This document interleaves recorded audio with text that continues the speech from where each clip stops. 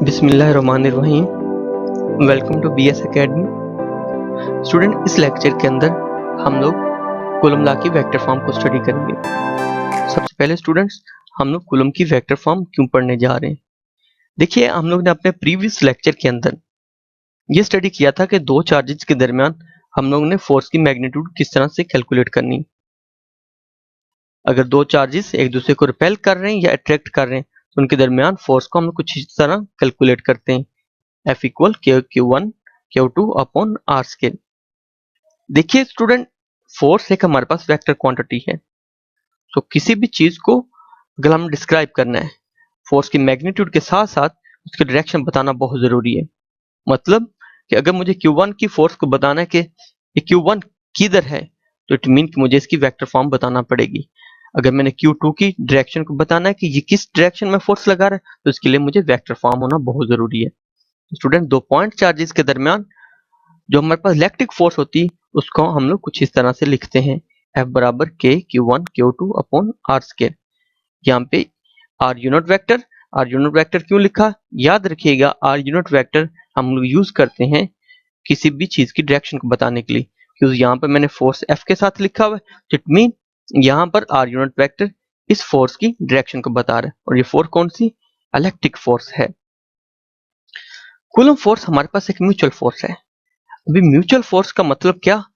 इसका मतलब ये है कि फर्ज करें हमारे पास दो चार्ज हैं, एक Q1 एक Q2। म्यूचुअल फोर्स का स्टूडेंट मतलब ये है जितनी फोर्स Q1 Q2 पर लगाएगा उतनी ही फोर्स Q2 Q1 पर लगाएगा, लेकिन दोनों की डायरेक्शन क्या होगी? अपोजिटली होगी। फर्ज करिए ये Q1 Q2 पर फोर्स लगा रहे, और कितनी फोर्स लग रही है Q1 की तरफ से? फिर F21। और ये Q2 Q1 पर एक फोर्स लगा रहा है, ये फोर्स कितनी इसकी होगी? फिर F12। जो स्टूडेंट मैंने F21 और F12 बताया, इसमें आप लोगों ने कंफ्यूज नहीं होना। मैं इसको अब अंडरस्टैंड करवाता हूँ कि आप लोगों ने इसको किस तरह से समझना है। देखिए, जो लिखा हुआ है F12 या फिर F21, स्टूडेंट इसको लिखने के पीछे कोई लॉजिक नहीं है। कुछ बुक्स में आप लोगों को F12 की जगह पे 21 भी लिखा मिलेगा, और 21 की जगह पे 12 लिखा भी मिलेगा। जो मैं बुक यूज कर रहा हूँ उसके अंदर F12 नोटेशन दी गई, इसलिए मैंने ये यूज की। हाँ, अलबत्ता मैं आप लोग को ये समझा देता हूँ कि ये F12 का मतलब क्या है और 21 का मतलब क्या है। देखिए स्टूडेंट, अगर Q2 फोर्स लगा रहा है Q1 पर, फोर्स किस पर लग रही? Q1 पर लगा रही, तो हम 1 को पहले लिखेंगे। लगाने वाला कौन सा है? Q2 है, उसको हम बाद में लिखेंगे। सिमिलरली इस 21 का मतलब क्या है कि फोर्स Q1 किस पे लगा रहा है? Q2 के ऊपर। तो फोर्स किस पे लग रही? Q2 पर लग रही, और लगाने वाला कौन? Q1 है।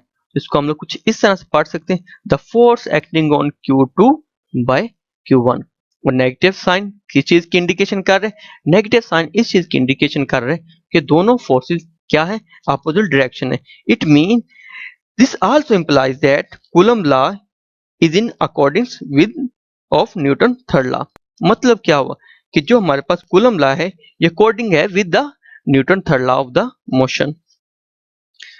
चलिए स्टूडेंट, इसको जरा हम लोग प्रूव करते हैं। देखिए स्टूडेंट, जिस तरह से हम लोगों ने पढ़ा कि F12 है इक्वल F21 के, लेकिन दोनों की डायरेक्शन क्या है? अपोजिट है। इट मीन अगर ये Q1 इस Q2 पर फोर्स लगा रहा है और फोर्स कितनी? F21। तो इस फोर्स को रिप्रेजेंट करने के लिए डेफिनेटली इसका यूनिट वेक्टर होगा, जो हमें बताया गया कि फोर्स Q1 से Q2 की तरफ लग रही। तो जितनी फोर्स है उतना ही इसका यूनिट वेक्टर होगा, और इसी Q1 की डायरेक्शन में होगा। सिमिलरली अगर Q2 Q1 पर फोर्स लगा रहा है तो इसका भी एक यूनिट वेक्टर होगा। स्टूडेंट, Q1 से Q2 की तरफ जो फोर्स लग रही है उसका यूनिट वेक्टर कितना होगा? R21। अगर Q2 Q1 पर फोर्स लगा रहा है तो इसका यूनिट वेक्टर कितना होगा? R12। चलिए इसको बारी बारी सोल्व करते हैं। पहले हम लोग Q1 के लिए सोल्व करते हैं। तो Q1 जो Q2 पर फोर्स लगा रहा है वो कितनी होगी? F21 बराबर 1 upon 4 pi epsilon not Q1 Q2 upon R square with R unit vector 21। R unit vector 21 किस चीज की रिप्रेजेंटेशन है? डायरेक्शन की रिप्रेजेंटेशन है। अभी स्टूडेंट, ये जो मेरे पास Q2 है वो Q1 पर कितनी फोर्स लगा रहा है? 1 over 4 pi epsilon not Q1 Q2 upon R square R12 और R12 क्या है, ये भी एक यूनिट वेक्टर है जो हमें डायरेक्शन को बता रहा है। देखिए स्टूडेंट, जिस तरह से दोनों फोर्सेस F21 और F12 इक्वल हैं लेकिन इनकी डायरेक्शन अपोजिट है, सिमिलरली स्टूडेंट क्या होगा, इनके यूनिट वेक्टर भी आपस में बराबर होंगे लेकिन इनकी डायरेक्शन क्या होगी, इनकी डायरेक्शन भी अपोजिट होगी। तो स्टूडेंट, अगर मैं R21 की वैल्यू को अपनी क्वेश्चन 1 के अंदर सब्स्टिट्यूट कर दूं, देन R21 की जहां पे कितना आ जाएगा, माइनस R12, और हमारे पास नई क्वेश्चन क्या बन जाएगी, F21 equal 1/4 pi epsilon not Q1 Q2 upon R square with minus R12। ये नेगेटिव भी बाहर आ जाएगी तो हमारे पास नई क्वेश्चन ये बन गई। और स्टूडेंट इस चीज को देखिए, विदाउट नेगेटिव, तो ये सारी की सारी क्वेश्चन किसके इक्वल है, F12 के इक्वल है। जरा यहाँ पे वैल्यू पुट करिए, तो स्टूडेंट ये हम लोगों ने प्रूव कर लिया, F21 इक्वल है माइनस F12। इट मीन कि कूलम फोर्स वाकई ही में एक म्यूचुअल फोर्स है, जितनी Q1 Q2 पर फोर्स लगाएगा उतनी ही रिवर्स में Q2 Q1 पर फोर्स लगाएगा। स्टूडेंट कुछ पैरामीटर मैंने डिस्कशन करने हैं, लेकिन डिस्कशन करने से पहले आप लोग बताता चलूं कि इफेक्ट ऑफ डाइलेक्ट्रिक मीडियम क्या होते हैं हमारे, कि दो मीडियम के दरमियान अगर हम लोग कोई डाइलेक्ट्रिक मीडियम डाल दे तो इलेक्ट्रिक फोर्स पर क्या इफेक्ट पड़ते हैं। तो स्टूडेंट ये एक्सपेरिमेंटल चीज प्रूव्ड है कि जब भी हम लोग दो चार्जेस के दरमियान डाइलेक्ट्रिक मीडियम डालते हैं तो हमारे पास इलेक्ट्रिक फोर्स डिक्रीज हो जाती है। इलेक्ट्रिक फोर्स किस तरह से डिक्रीज होती है, मैं इसके ऊपर ऑलरेडी एक वीडियो बना चुका हूं, आप डिस्क्रिप्शन में मैंने लिंक दे दी, उस पर आप लोग क्लिक करके उसको अंडरस्टैंड कर सकते हैं। हाँ, डाइलेक्ट्रिक मीडियम कौन से हो सकते हैं,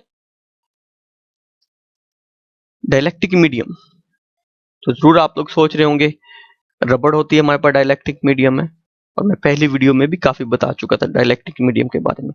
स्टूडेंट, जब हम डाइलेक्ट्रिक मीडियम डाला तो हमें एक नया फैक्टर इंट्रोड्यूस करवाना पड़ता है जिसको हम लोग बोलते हैं एप्सिलॉन आर, और इसको हम लिखते हैं इस तरह से एप्सिलॉन आर, और इसको हम लोग पढ़ते हैं रिलेटिव परमिटिविटी। और तो स्टूडेंट, जब हम डाइलेक्ट्रिक मीडियम डाला जो नया फार्मूला हमारे पास बना तो क्या बन गया, F equal 1/4 pi epsilon not epsilon R Q1 Q2 upon R square. तो चलिए स्टूडेंट, मैं कुछ आप लोगों से कुछ पैरामीटर डिस्कशन करता हूं। सबसे पहले व्हाट इज द डाइलेक्ट्रिक। तो स्टूडेंट, दो प्लेट्स के दरमियान या फिर दो पॉइंट चार्जेस के दरमियान जो हम लोग इंसुलेटिंग मटेरियल डालते हैं उसको हम लोग डाइलेक्ट्रिक मीडियम बोलते हैं।